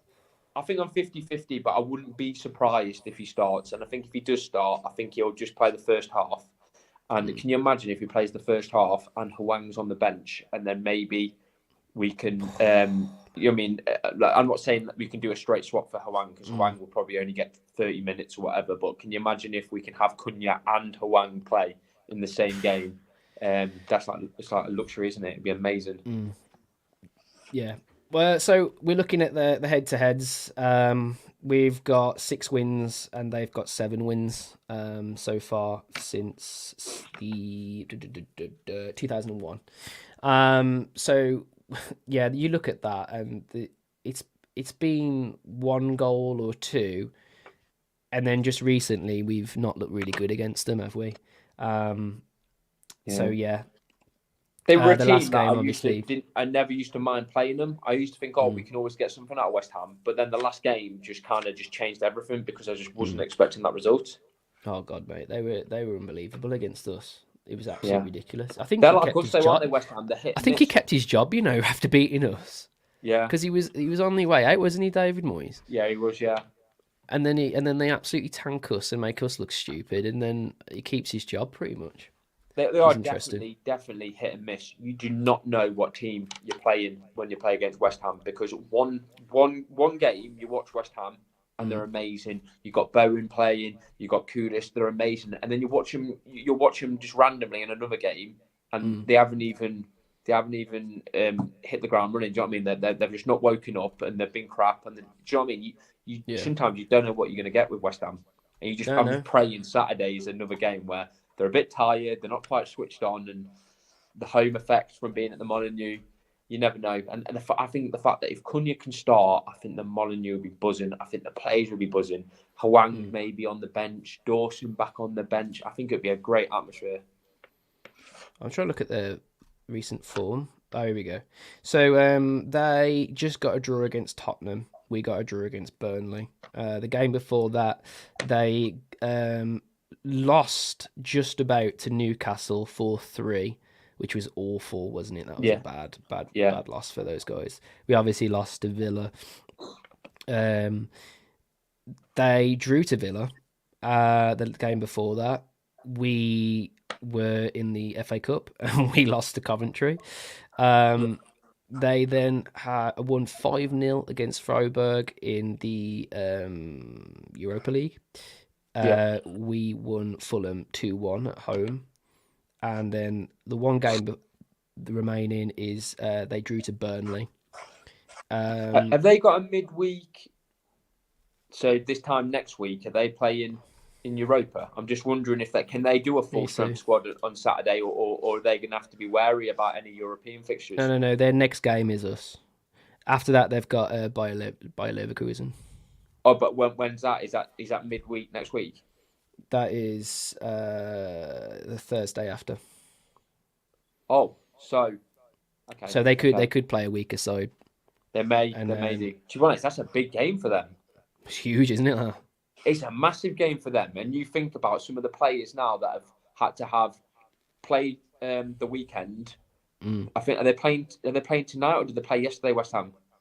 They played yesterday. So they played yesterday. They're playing again on Saturday. Some of them players are going to be in the red zone, and then they've got a European game next week. Yeah. They might not be able to start some of the. They may have to be cautious, or at least they may look to sub players off earlier than expected, maybe like 60, 70 minutes. Yeah, they've got some good players though. Looking at their squad now, apparently they're top rated players. You look at those. You got Jared Bowen. You've got Kudus, who scored didn't he score 2 goals? He's an unbelievable player. James Ward-Prowse, obviously we know how he can score a goal against us. That free kick he scored against us, it's probably one of the best goals I've ever seen against us, to be fair. That one free kick, it went straight into the top corner. They got Paqueta. They've got a very, very, very good side, West Ham. They've got an unbelievable side. So it's not going to be an easy game by any stretch of the imagination. I'm just working out really how we'd set up and who you'd play. Who I would play? Yeah. To be honest, I really, really liked Nori playing in the left winger position, because I think it's a waste playing playing Nori in the left winger position, because I think it's a waste playing Lamina there, because I think we miss how good he is centrally. So I think I'd play Nori on the left. I would absolutely be over the moon if they say that Cunha can have 45 minutes, because if he had 30 minutes last game, there's a chance. And if they can say he can start the first half, Cunha as striker and Shrabia on the right, that would be ideal. And then Lamina and Gomez, as I said, in midfield. I'd play, to be honest, it's hard between Hugo Brano and Doherty, because we have seen Doherty play on the left. Obviously keeps Semedo on the right, but between Doherty and Hugo Brano, who plays as the left back, to be honest, I'd maybe go with Doherty just because of his experience. He knows the back five. I'd maybe play Doherty because I know. So did you say you play Nori further up? Sorry, did you say I'd play Nori further up as that left winger position. Yeah. I think he's doing so well. You think about his form, you think about how many goals he scored and stuff. I think maybe we've got to play more advanced, and then obviously I'd probably have to. You've got no choice. You have to play the same centre backs, unless Dawson's available to start, which I really doubt he's going to be available to start. But the fact that we've got Hwang on the bench is going to be really interesting as well, because that is a genuine game changer sub. Like, he can come on, whereas before I'm bringing kids on. We bring Hwang on, we're going to have a really good chance, aren't we? So aiming basically for a better bench would be nice, wouldn't it? Yeah, definitely. Yeah, I think that's what I Would do. you I think play? that's what I do. What did you say for your midfield? Did you say Gomez and Lamina? Yeah, I think so. Yeah, I think West Ham, you've got to have two. I like Doyle, and I think he passes the ball around amazing. But I think you've got to have your two best defensive-minded Yeah, midfielders that can 100%. put a decent tackle in. And you know how Gomez can be. He ain't scared to put a foot on anyone. Yeah, yeah. And we're going to need that for players like Paqueta and stuff like that. Someone's going to have to. Someone's to be honest. We need someone to do the dirty work. Even if they get past them, you just got to you got to do a professional foul. Do you know what I mean? If you haven't got a card yet, and he's making a run, he's got past you, you just got to put your foot out and take him down. Sometimes Wolves can be too nice. You watch other teams. You watch like teams like Brentford, nasty buggers. You know what I mean? Well, to be fair, we literally talked about this earlier. We talked about the fact that our defenders backpedal and don't just stop things at source. You got to take one for the team, innit? You can't be Mr. Nice Guy all the time, can you? Like you got to. No. Like, I don't think you rarely see Coleman do it. He's too nice. Sometimes, Would you? I mean, if you're outside the box, you get away with it. You got to take someone down. Would you? I know no one's going to do this, but in my absolute honest opinion, this is my honest opinion, right? I wouldn't play Kilman. Really? No, I wouldn't play Kilman. I'd play. He hasn't had the best games. To be fair, he hasn't had the best couple of games. I would love to see a midfield three of Santi Bueno. I'd love to see Toti Gomez, and then just give someone else an option to be just to fill in the centre back role for a bit. Because I don't know what it is about. I don't know what it is about Max Kilman at the moment, but he's filling me with absolutely no confidence whatsoever. I don't know who else you'd play there. That's the only issue. You've got to like. That's the problem, isn't it? We ain't got much choice. Like we'll be in a better position next season, hopefully, if Masquera comes back, because the fact that he can play centre back or play as a full back, he'd be ideal. But we haven't got that much depth, and it's crazy, really. You think most Prem teams have got five. If Craig Dawson is like match fit, that's basically what I was probably alluding to. To be fair, is looking at Craig Dawson. I'd like to see a defensive three of Toti Gomez, Santiago Bueno, and Craig Dawson. Yeah. You never know, though. You never know. Like... I'd actually love to see. Obviously, not for this game because he's definitely not going to be fit, Craig Dawson, for that much amount of time. But I'd like to see that eventually because I just think we've got to do it. And to be honest, even if he's not having a good game. I think players like Kilman probably do. When did he ever have a game off? Like he probably could do with a rest. You know what I mean? He's probably getting close to red zone himself. So if you've got to take that into consideration. To be fair, but yeah, I think pretty much the same as you. To be fair, hopefully Cunha's free and we can play him as a centre role. Probably play maybe Sarabia behind him or on the wing, depending on depending on how he's playing, really. They might play Doherty if they do play Hugo Bueno as a left wing back. They might play. We've seen it before where they played Doherty just above Semedo, is that like right midfielder, right winger kind of thing, and then you can get Sarabia in that more of a 10 position behind Cunha if Cunha does start. Yeah, for sure. Yeah, man, like that's what we're talking about. There's the next game, guys, which is the West Ham game, which is going to be at home. What do you think about result wise? What do you think, John? I'm gonna go with a draw. I think I know it's just a draw against Burnley, but I think you could see that we're starting to play a bit better. We were moving the ball around a bit better. I know Burnley did have moments, but we had some good moments. We looked like we were kind of getting back to the way we were before in some moments. You saw flashes of that, I feel like it'll do us a world of good. The confidence of just getting a point, and the fact that you're going to have Cunha potentially on the bench or starting. You're going to have Dawson potentially on the bench. You're going to have a Wang on the bench. I think we might be in good spirits. We're back at the Molineux. I'm going to go with a draw. I think there's a chance there. And I think, as you say, West Ham are going to be pretty knackered. They've got a massive game coming up in Europe. They may have to take some players off early. They may not. They may have to sub some players. They may not even start some players at all. There may be some players there that are going to get close to red zone, or they think Europe is more important. And they've got quite a few players that they may say, oh, we might have to rest Kudus, we might have to rest Bowen because we've got a massive game for him come next week, come Europa. So yeah, I think I'm going to go with a draw. I think we can get something out of this. And I would love a point against West Ham because they're so close to us in the table. Three points would be absolutely huge. I don't know if everyone Oh, it'd be realizes how amazing. big that game actually is. Really, if you look at the table, like if we get three points against those guys, we are looking very very nice. Definitely. Um, and for me, I'm going to give you two results. I'm going to give you what my head says, which is we're going to lose by like 2 goals to nil, and my heart says we're going to win 1-0. And it's going to be one of those really scrappy games where we manage to get our goal. I don't think it's going to be a free scoring game for us. And I think if I'm thinking about them, could even be a free scoring game for them, to be fair, Yeah, especially with how our defences are at the moment. Hopefully we go to a back five because I really don't want to see a back four again because it's yeah. just It's not got to be working. back five. Back four is too shaky. It's awful. It took 3 passes for them to be through. For Burnley, they were three Yeah. passes. I'm It's not just surprised because unreal. I doubt they even train in coaching for back four. I bet they coach all the time at back five. They know the Mm. ins and outs, everything that needs to be done when they play a back five. And I think they're just not used to it. They're not in their natural positions, and it just doesn't make any sense. So yeah, let's keep it. Back Hopefully five. Gary Neal's listening. Let's keep it at back five. Yeah, yeah. So we talk about the upcoming game. We are going to finally move on to our last topic. Thank you guys for watching so far. It's been an absolutely awesome time.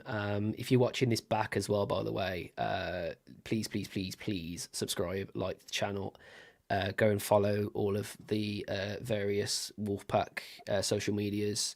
But yeah, our last subject is transfers, and I'm going to leave this to John because he is our transfer guru. So, what kind of things do you expect, or what things do you want to happen after in the next window, or even beyond? Would be a nice thing to think about. Okay. Well, firstly, I think maybe we're one defender away from being fine in that department.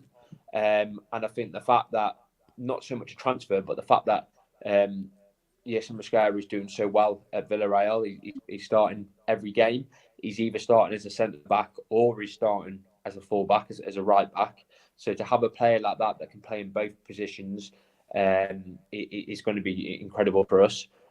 So before we go out and splash any money, I'd definitely bring him back and let O'Neill have a look at him. And to be honest, I think O'Neill will be happy with what he's seen. I've watched a little bit of them Mm. the last few games, and he's looked really good.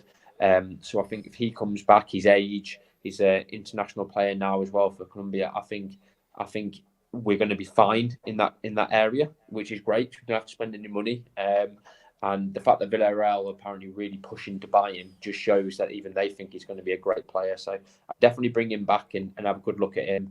But I think he should be fine. And I think in defence and in the fullback area, we should be okay, unless Mm. we get any movement on Semedo or any other player that might move. I think we're fine. I think we're fine in midfield as well. We've got starting to Gomez and Lamina. We've got Doyle on the bench as an option. We've got Boubacar Traore that hasn't had the best of seasons, but he's there when we need him, and he can put in a shift. I don't really think we need to spend any money on a midfield player. I think maybe if we can get like a really good deal, maybe a free agent, then it's definitely worth doing. Someone like Josh Brownhill on a free.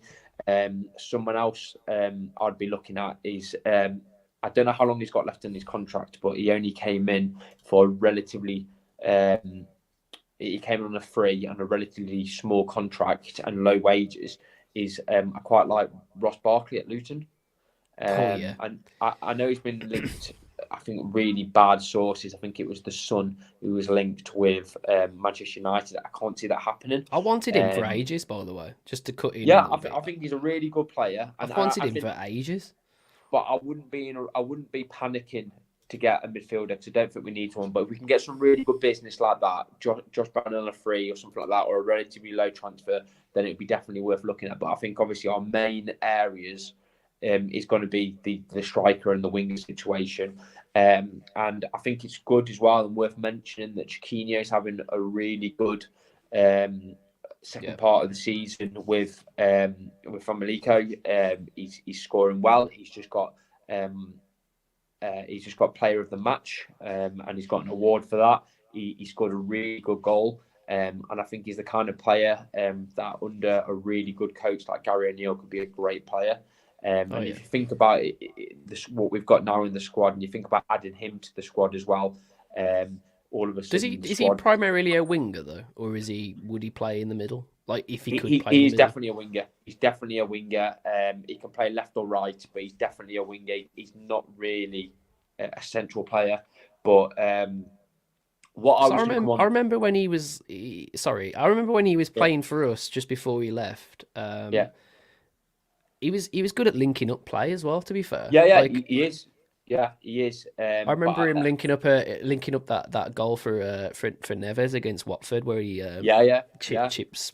He doesn't mind. Foster. He doesn't mind cutting across and linking up with a player and helping them out and at 1-2s and stuff like that. But he's a good player. He's got loads of pace. And you'd think maybe he would have been a bit more affected with his injury because it's quite a serious injury. But no, he doesn't look like he's slowed down. He's playing really well, moves really quick with the ball, takes players on. So I think he'll be a really good player. And then, as we mentioned previously, Che Adams, we've got some really big journalists, ones that work with John Percy at the Telegraph, saying that we're leading the race for him. And I think, yes, we can definitely do better. But I think they are looking for a player that's more of a backup because I do still think if Cunha and Awanga fit, they are going to be the players that are more in that area, and maybe Che Adams will be more of a backup player, or maybe he just wants to play in the Premier League at the end of the day, doesn't he? Yeah, he's not fussed about anything else. He'd probably sit on the bench quite happily, just thinking, you know what, I'll kick on in a minute. Do you know what I mean? 100%. By the way, just before we carry on, Richard wants us to say hello to his boy Samuel. So, all right, Samuel, how you doing? Yeah, there you go. Carry on, man. Yeah. So what I was going to move on to, we've got him coming in as if we get the deal done as a potential free, and I don't think it's a bad one because international player, Premier League experience. He's got quite good stats already. I think he scored last game for Southampton. He's got, I think it's something like 13 or 14 goals and a handful of assists already this season in the Championship. So he's not a bad player in a free. And you think about him, you think about Chiquinho, all of a sudden the squad's looking a bit better up top. So for me, we need to be looking at maybe one or two more signings. And what I would genuinely be looking at is looking at the team that becomes 18th and goes down. So I think that team is going to be either Luton, it's going to be Everton, or it's going to be Forest. Because you've got to remember, Forest can still get a further points deduction. What kind of players would you take from which one did you say? Luton? So we've got Luton, Everton, and Forest. Yeah. So for example, what player would you take? What player would you take from Luton? Go Luton. So Luton, first. we talked about Ross Barkley. I also think we're talking about attackers here, but I also think after we've got maybe some attackers sorted and maybe we've got the more important transfers done, I think that maybe we can look at a new goalkeeper. And I'm not saying that Sarr's going, but I would quite like to push Bentley as a third keeper because there's a lot of teams now that do keep three keepers in the squad. Bentley is a third keeper, and I'd be looking at bringing a second keeper in that comes in for someone to push Sarr and to challenge Sarr. And if Sarr doesn't up his distribution, his game could potentially be starting over Sarr. But someone that comes in. Who do you think would be a good goalkeeper? I think the Luton keeper's good. I think he's a good keeper. Okay, yeah, he had a bit of a mare the other day against Bournemouth, but in general, Cruel, isn't it? Is it Cruel? No, it's not Cruel. I can't remember his name off the top of my head. He's a younger person. It's not Cruel. He's a good goalkeeper, and Kambininski. Yeah, I think he's a good goalkeeper. I think he's good enough to be second. I think you challenge. I think he'd be a key. I think if you look at him against Luton, he's made some big saves. You think about some of the results they had against Arsenal. How many shots Arsenal had against Luton. He kept Luton. Yeah, Arsenal won in the end, the last minute. He kept him in. If you think about Liverpool, when they got the draw against Liverpool, he was making some magnificent saves. He is actually a really good keeper. So that's one. I think that we talked about Ross Barkley. I think he's a really good player. Yeah. I really like I really like. I think Colton Morris is a good player. I really like Colton Morris. Can play as a winger. Can play as a striker. I think at the moment he's playing every game as a striker and he's leading the line really well. But then when I forgot his name, and when their main striker comes back who's injured, he then pushes out to the wing. So to have a player with that kind of versatility, he's a great player. I can't remember. You'll help me with this. I can't remember what their main striker's called, but I really Is like it him. Adebayo? From Warsaw. I think he's a great striker, and I think he's a striker that could work 9 really goals this well. season. 9 goals He's this got season. He's got a lot of goals. I think he's on double figures. I think he's on double figures. And yeah, he's had an injury, but I don't think he's that injury prone. I think it's just a fluke injury, and he's been out a little while. But I think he's a really good player. I think Luton don't really sell players for too much money. I think he's a player that's affordable.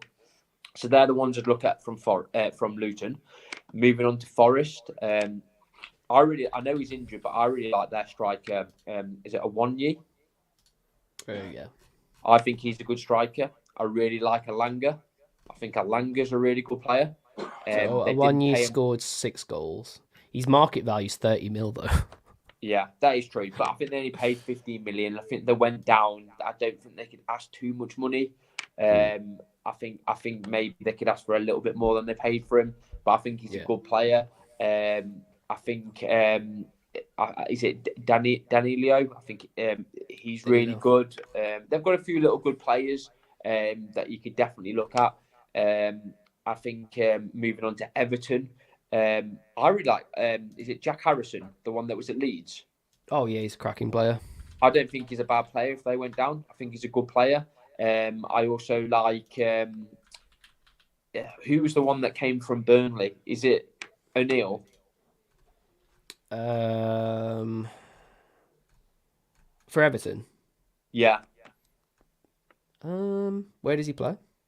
He plays as a winger. He was up with Dyche at Burnley. I don't see him on here. You got Calvert-Lewin, you got Beto, you got Lewis Dobbin.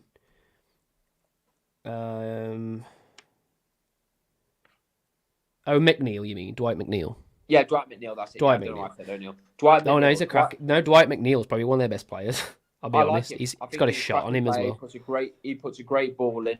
I think they've got. I think all 3 teams there that could potentially go down in that 18th spot have all got players that you could potentially go for. Players that aren't going to be massive money, and it's something we don't do as a club. Is I don't think we buy enough Premier League proven players. I think we go in for foreigners, which is fine, like Guedes, like Fabio, and sometimes we're getting ourselves in a bit of trouble. I think if you go for someone, especially a striker is the hardest position, and so many clubs have done it and failed. You look at West Ham when they bought in the Italian striker that they got in, they had to take him back. We've got Fabio Silva, we struggled with him. You look at loads of different clubs that have really struggled bringing in foreign strikers. They've paid some big money and they've struggled. And I think that's one of the positions, really, I think, that we've got it wrong a lot over the years. And I think if we can go in for someone, as I say, like the Luton striker, someone like that, for example, or someone like Awoniyi from Forest, I think he's got double figures. Do you know what I mean? I think with a really good coach behind him, someone like Gary O'Neill that can really work on him and bring out the best of him. Can you imagine someone like that with Cunha behind him as a 10 and maybe Hwang on the left? You know what? I thought it was a good keeper. It was Norwich who played yesterday for Burnley. Yeah, I thought he was a great keeper. I thought he was off his line a lot as well. It reminded me a little bit of Spurs keeper. We can talk about the other 2 teams. Like I'm talking about 18th here, but whoever gets 19th or 20th, which is most likely going to be Burnley or Sheffield, there's a few players there. I know. Is it McAtee? That's actually on loan from City. He's a player that maybe I don't think City would want too much money for. Same, I've mentioned it before. I really like Brayton Diaz at Villarreal. The fact that want to find a solution for him because he hasn't settled in Spain. And the fact that he wants to go back to the UK, and the fact that they potentially want Guedes and they haven't got much money, maybe some kind of a deal can be done. And if you look at it, he's played 5 games and got 4 goals and 2 assists already. Yeah. And the fact that he can play as a striker or a winger, he'd be. I mean, there's so many options available, and options here that you don't have to break the bank for. And I think FFP could still be. A little bit strict for us over the summer. And to be honest, I can understand Fosun's stance as well. They probably want to shift a few players on before buying too many in. Like, for example, they probably want to find a home for Guedes. They probably want to do something with Fabio.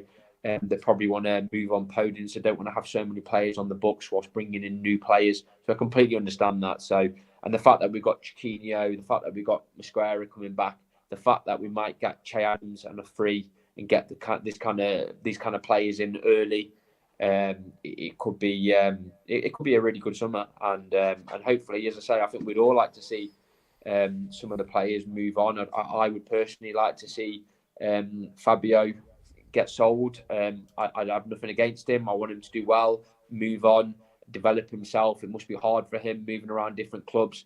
Maybe get a little bit of money. There's rumours that if Rangers get Champions League, they may be able to spend up to around £15 million on a player, and maybe that could Fosun might. Wouldn't that be like their best signing, like biggest signing? 15 million. Yeah, I think they've spent the maximum's about 10 or 11 million or something. They spent record signing, but you think like that was probably worth 15 million now, if you know what I mean. Like, I think like 15 million isn't that much money nowadays in football, whereas 10 million or 11 million they spent a few years ago is probably the equivalent to 15 million now. Do you know what I mean, with inflation? So yeah, I think it's doable. It's just whether or not Fosun will let them go for that kind of money, if they think 15 or 16, or maybe they say pay 15 million now, we'll do add-ons, and that builds up maybe to 20 million over so many years. Do you know what I mean? Something that's doable, something that's affordable for them. But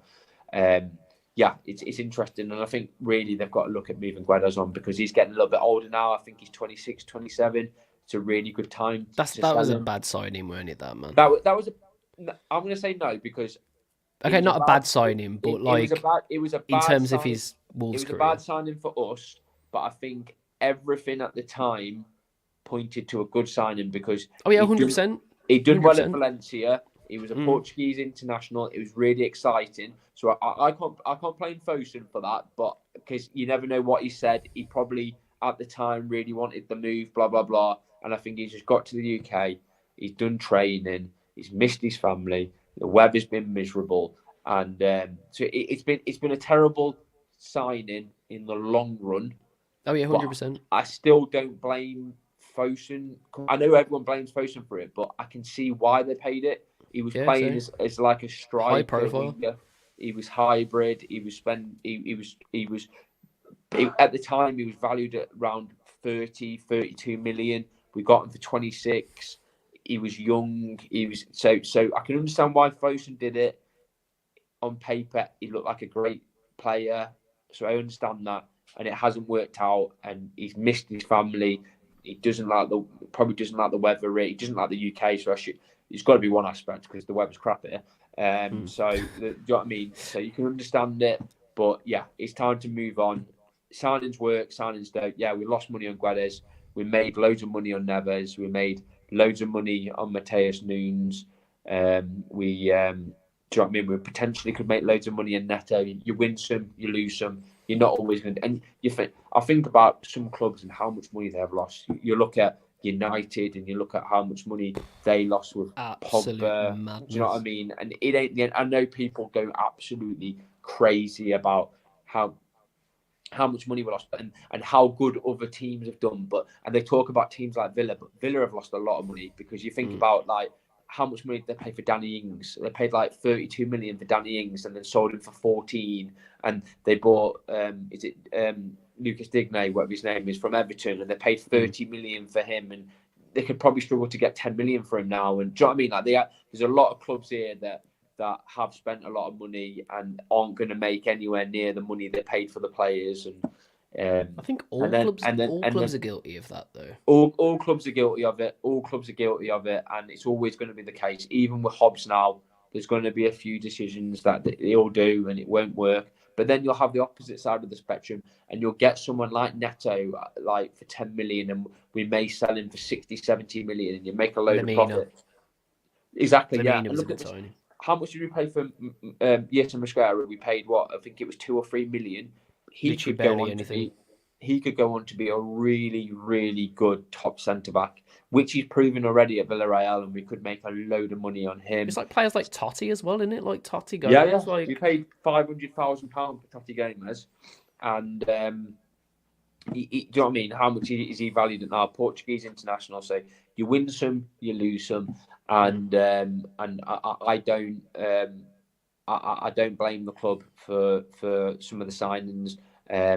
Maybe like for Guedes' example, but maybe Fabio I do because of his age. He didn't have the experience. It was a lot of money, but for Guedes, he did like I was really excited about that signing. I thought it was a good deal, the money and everything. But as I say, it just hasn't worked out, and that's football. But yeah, I think there's some really good players available potentially in the summer from whoever gets that 18th position, and I would be definitely looking at some players, attackers that have Premier League experience, because I think yeah. that's maybe where we've gone wrong. And you think like Lamina, he had Premier League experience at Fulham and stuff. He knew the league. He's come in. He's been amazing. Yeah, he's not an attacker, but it's just an example. You do get some players that come in and will hit the ground running, and that's what we need really. We need players that are going to come in and know the league and not have to be bedded in for a year. So that's just a thought. How about you? Anyone that springs to mind that you think I really want to be looking at? To be fair, like you've addressed a good point, which is we've been really guilty at Wolves of old at just going off sea and just buying someone who's really good on Football Manager, like Fabio Yeah, Silva. Do you know what I mean? yeah, Like yeah, we used to just buy these players that they have amazing potential, but we need players that are gonna really yeah, just give us something straight away, and yeah, it's hard because obviously the market at the moment is just it's so difficult because you've got to balance financial fair play yeah, and also balance a player's ability and whether they're going to suit the Premier League and if they're going to fit into a side like ours, and yeah, there's all sorts of different things that need to all work at the same time, and yeah, there's only a few signings that are available that you're going to do that with, and a yeah, lot of them, like you said, are going to be in those teams that get relegated. yeah, It's going to be in those teams that maybe are doing really well in the Championship. yeah, It's an awkward one, to be fair. yeah. I But think as well though. I think in regards to foreign players, I think you can get foreign players, midfielders, fullbacks, centre backs, maybe even wingers, and it can work. But I just think that striker is such a hard position. It's such mm, a hard position, and the Premier League is so physical. Do you know what I mean? You're up mm, against, for example, you go up against Man City. You're up against some massive centre halves, and mm, you've got to be strong. You've got to know exactly what you're doing, and that's why for me, striker is an area where you can waste so much money, and we've seen it. we've seen So it. many, we've done it. Loads of clubs have done it. But They've you wasted. could look Look at at Cunha Chelsea. and go 50 million is probably worth 50 million because of Yeah, what he's exactly. done. Yeah, yeah, exactly, So exactly. it's one of them where if you spend big and it gives you a good result, gives you some good results or whatever, then fair play. But there's also been guilty of paying too much for players that haven't done enough. But Yeah, again, like we were saying, like the amount of teams that do that now, it's ridiculous. Like you look at Man United, yeah, like you were saying, there's so many players in that team that are just they paid so much yeah, money for and they've just done nothing. Like yeah, yeah, Anthony was 80 million, Anthony, It's for crazy, effectively a Beyblade of a player. It's crazy. And essentially all he does is spin round. I think it's worth But before mentioning. we carry on, John, Daniel has said, "I get we want Europe, but do we need it? We would have to spend a lot in the summer to grow our squad, in able to compete in competitions, or get burned out earlier than we have this season. Um, are either really sustainable at the moment. And to be fair, Dan, I actually thought the same exact thing. Everyone's really hyping up Europe and everything, and it would be amazing for Gary O'Neill to achieve that, and amazing for the club to obviously get Europe again. But you've got to think about the contrast of what that team was like when we had Europe last time, and the team that we've got now. And Yeah, I don't think we've got a team that can fight on all fronts. And I don't think the next transfer window is going to give us the amount of players we need to do that. Yeah, we're going to have players come back and everything, but it's going to be absolutely mental. What do you think about that, by the way, John? So well, I was just essentially going to about say Europe. the only thing I would say is if we came 7th or 8th, we're going to get additional money for each position, and I think 7th you get quite a lot Yeah. more than if we came 10th. So we would get some extra money there. You also get extra money from actually being in that league. You get TV rights, so we probably would have an extra 10. Players might stay. Yeah, 10 or 15 million pound extra to spend, which isn't a great amount, but if you do it wisely, so completely though, I think if we would probably get if we had a small squad, we'd be in massive trouble. So yeah, I'd take Europe if we can have guarantees from Fosun or the club that we're going to bring in Yeah. more players. But if we're not, then I probably wouldn't want it because we're just going to burn the squad out, and there's a chance with the Premier League you could drop down the table. So yeah, it's a really good question. But yeah, I wouldn't mind Europe, but we definitely have to bring in some more bodies for us to do that. But one thing I was going to say that I haven't talked about in the transfers, and it's probably important, is we've got quite a few foreign players already in the club.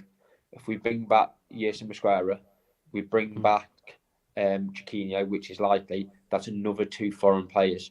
So we are probably looking at any additions may have to be homegrown or English, which is good when I talk about some of the targets we're looking at that are at Luton, because I know their striker and players like Colton Morris, Ross Barkley, English. You can look at Che Adams as well, English, not English, but you know what I mean, British under the homegrown criteria, from Scotland under the homegrown criteria. So maybe that's something we also have got to look at in the summer, which I have only just thought about now on the top of my head. But I think with Sasa going out, that did free up a spot in the squad. So we're not too bad, but I think if we bring back Chiquinho and Mosquera, I think we've only got maybe a couple of spaces left in the squad. So it's definitely worth bearing in mind. A couple of spaces left in the squad for foreign players. Obviously, you can have quite a few more homegrown if you wanted to add them in. Another reason why we probably kept Dan Bentley. Yeah, probably, yeah. Kevin Ward says the 2 lads from Coventry City. Yeah. I was going to say that there's some great options in the Championship, and we've seen that before from other teams. I think Bowen came from the Championship, didn't he? From I think he's from Hull, was it? You've got Watkins from Brentford when they're in the Championship. There are some great players to look at. Hence why I was looking at Bridge and Dyers. I know he's at Sheffield now, but he was at Blackburn, wasn't he, before? And he was doing really well there. He got some great figures, some great goals. I'm thinking about others now. We wanted Gyökeres, but that didn't happen, did it? Yeah, I don't mind some of the Leicester strikers. I like Iheanacho, I like Daka. Yeah. They're some good players. I know we've been linked to, is it Josh Sargent from Norwich? I really like Josh Sargent. I've always thought he's a cracking player. Yeah, he's always thought he was really good. And I think I know fans are going to hate to hear this, but I think there'll be some decent revenue from there, from getting more maybe American people joining in and watching. Like we get so much money from Hwang, but it's crazy to say, but we kind of need that revenue for FFP. The more money, the the Asian market is huge now for us. Like It is, it's yeah. enormous. Like you go to one home game and it's just absolutely full of Korean people, and they're all so amazing. Like I've Yeah. talked to so many of them, and they absolutely love it, and it's amazing. And then you see obviously as well we teamed up with the Japanese team as well today, which was quite Yeah, yeah, I've seen interesting. that. Yeah, yeah. Bringing But some youth and develop them is a really good idea. mm, Because there are more and more players from that kind of they area produce some of the world. wingers. That's what Japan do. They produce wingers out of the Yeah, they do. arse, Yeah, man. It's great. So if we want some technically gifted, fast-paced wingers, Japan's a really yeah. good place to start I looking tell for you, sure. I tell you one player I'd love, but we're never going to afford him. But if we could somehow sell Podence, Guedes, Fabio, or even if we do what everyone thinks and we sell Neto and we get some money, I think to get a striker, if we can't get the options we want, I think it's one position where maybe you can break the mold and spend a little bit more money, Mm. especially if it's Premier League experience, because they're probably going to do well. There's going to be less room for failure, but I would love Solanke. And I Oh, think Gary how much O'Neill. is he worth now? Well, that's the thing, though. Everyone says how much he's worth, but no one's really tempted him, have they? They keep saying, "Oh, everyone's going to go in for him," but he's getting a bit older now. I think he's like coming up to 27, so maybe Yeah. that price is slowly coming Uh, down because he's getting to those his later so 20s. he's 26. Okay, but will he His be market 27 in the value is summer? 25 million. His market value. He When scored when is he 16 27? goals. Is he 27 in the summer or? September. Okay, so well, depend at the back end of the window, Yeah. he's going to be turning 27. I don't know how long he's left in his contract, but I don't. For me, yeah, it's unrealistic. 'Cause they probably want too much money. But Bournemouth spent a lot of money. Remember when we spent a lot of money on Cunha, the January previously before Oh that, yeah. To they keep us spent in a the lot. Premier League. They spent a lot of money. Bournemouth did, and it makes Mm. me wonder. Like no one really talks about them, but you'd assume that they have spent a lot. And you think about they bought the young lad that we were looking at from Bristol. They Mm. paid a lot of money Alex for him. Scott. Alex Scott. People don't realise they've spent a lot of money, and they probably are getting a bit close to FFP. You would Having to assume. sell players. Yeah, I'm They're gonna pretty have to sure sell players. they're not that it affects FFP, but they're having a new stadium built. They're having new training facilities built. They've spent a lot of money. I think So financial fair play isn't a key for stadiums and stuff, but I do no, think the profit sustainability is, isn't it? Because yeah, it goes past just transfers and everything. yeah, Which I think why Everton's getting so screwed over because they borrowed a hell of a load of money for yeah, the stadium. yeah. It's really unrealistic, but I'm just saying if something happened and we sold Neto and we sold other players and we have got a bit of a fund and maybe with Premier League experience, there's less risk of failure. I think someone like Solanke would be absolutely perfect. But I'm more than happy with some of the players that we've Mm, discussed from Luton, from Forest. mm. Like I'd love a Wanye, a Forest, a striker. I'd love someone like Colton Morris from Luton. Not massive names, but I just think with right coaching, Cunha next to him, Hwang and Neto firing a striker. You know what I mean? You could bring a striker into this team, and as long as we've got the players around them fit, they're going to have some great service. Mm. Here's a question for you because obviously people are talking about Fabio and Sasha not being in the club, and obviously they're missing them obviously from the team has not been great. But we talked about that earlier. But I just want to talk about what you think potentially Fabio being in the team would have led to. Do you think he'd have scored a decent amount of goals or? I just don't. I think he's a little bit raw still, and we saw that when he gave away the penalty. So I don't know if he would have made any more mistakes.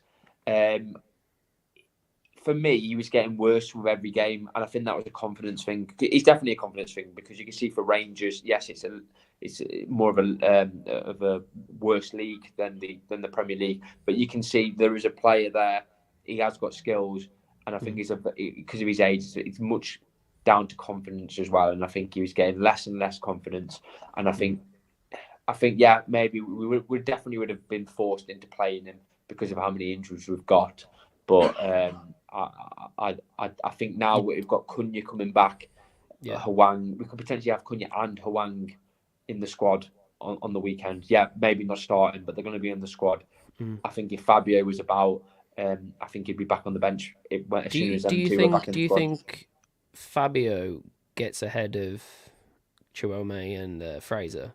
I think he does. I think he does. I think he does, but I think it would just been for a handful of games, and a lot of people will probably say it was worth it because maybe if he was there at Coventry, maybe we would have got something. Maybe with Villa, maybe we would have been able to do maybe slightly better in that game. But for me, I think maybe it was the right thing loaning him out. I wanted them to keep Sasa. I thought he was more of a different position, a different profile of striker, something different that we could bring on to change up a game. And I really like Sasa, so I was quite shocked when they loaned him out. But the only thing He is, wanted to leave though, didn't he? he wanted to He leave, weren't and you happy never. with minutes at all. He could have just been. He may have not even made it to Coventry. He may have just. We may have kept him. He may have played a few games, and he may have done his ACL because there was obviously a problem with his ACL. Maybe. Do you know what I mean? You never know. We could have kept him, and he could have only done a couple of games, and you don't even know what the situation is. Frankfurt might be still paying his wages, and he could have been sat at Wolves in a medical bed. You know what I mean? Having surgery, and we're paying him for the whole season his wages. Frankfurt probably may even still be paying his wages now because he's still signed as a contract to be at Frankfurt. So you never know, dear. You never know. No. But the fact that Cunha and the fact that Hwang are back, hopefully all the problems of January may be put to bed by Wolves fans in the next couple of weeks. Not so much put to bed, but maybe forgotten. I think when we start seeing Cunha start, Hwang coming back on or starting again, I think we'll be in a much better position and we won't have to worry too much about the problems before in January. Yeah, nice one. Anything you want to add to any discussion, or should we just wrap up? No, I think that's everything. Yeah, really enjoyed it, and thanks everyone for the questions. Yeah, so Dragos just did say we need a mini podcast after each match of the last 8 stages in which you explain all the important phases of that match and changes made. What you think about what needs to be changed. So basically, like a podcast every match, basically. We're thinking about doing more podcasts. It's just really down to when everyone's free, essentially. Yeah. But obviously, this is kind of more of a test, and it's been really successful. I've really enjoyed it. We've covered a lot that we probably won't have to cover ever again for this season. So yeah, definitely little mini podcasts are 100% something that we're thinking about. We already do match previews and reviews over on our YouTube channel, the Wolfpack. So definitely go and check those out because we do those every game since the last 2 games at least. So I do match reviews and John does all the preview stuff. So I sort of go more in depth with analysis stuff, going through stats and things that likely needed to be changed to get results. Or we haven't won a game yet, so I can't really say how I am with the other side of the coin. But going over just basically everything we need to go over during a performance and stuff. So yeah, there's definitely things that you can check out, Dragos, if you haven't already. Going over to our YouTube, and there's a lot more content there as well. So yeah, nice one. But yes, thank you very much, guys. I did actually want this about an hour 30, something like that, but we did have a lot to cover. I thought because it's the first time I've taken part in one of these. It's also the first one we've done in a while on the channel. I thought we'd cover sort of a wider range of subjects, but for the next ones, obviously, we won't have to cover so much. But I've had a really, really good time, and I hope you guys have had a good run in as well. So, anything else you want to add, John? That's everything. Thanks, guys, for listening. Cheers for your questions. Nice one, guys. Catch you on the next one. See you later, guys. Bye bye. See you later. Bye bye. Bye.